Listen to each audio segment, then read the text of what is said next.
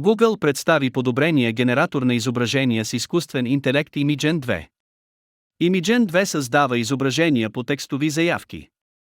От Google уверяват, че подобрената им версия на модела за генериране на фотореалистични произведения Imagen 2 не отстъпва на прекия си конкурент Midjourney по качество на картината.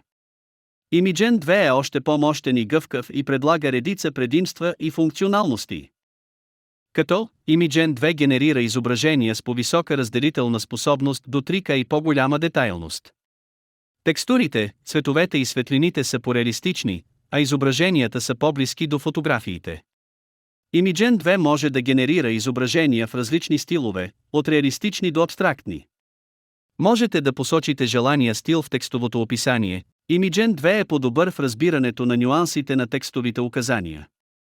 Можете да му дадете сложни концепции и идеи, а Imagen 2 ще се постарае да ги визуализира по най-добрия начин. Imagen 2 е интерактивен инструмент.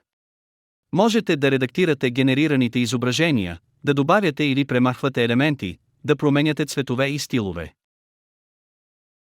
Imagen 2 е достъпен чрез API, което позволява на разработчиците да го интегрират в своите приложения.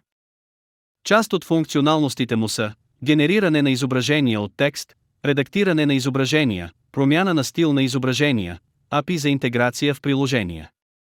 Imagen 2 може да се използва за създаване на изображения за статии и публикации, дизайн на продукти и опаковки, разработване на игри и виртуални светове, образование и наука, изобразително изкуство.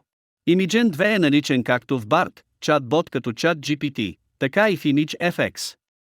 След като чатбота BARD беше подсилен наскоро от големия езиков модел Gemini Pro, сега с Imagen 2 вдига още повече летвата пред конкуренцията. От Google са предприели достатъчни мерки за сигурността на генерираното съдържание. Всички изображения ще са с маркер SynthID и специален етикет, а с него не може да се създава злонамерено съдържание, сексуални или с насилие сцени. Абонирайте се за YouTube канала ни Infobook за още интересни новини и полезно съдържание.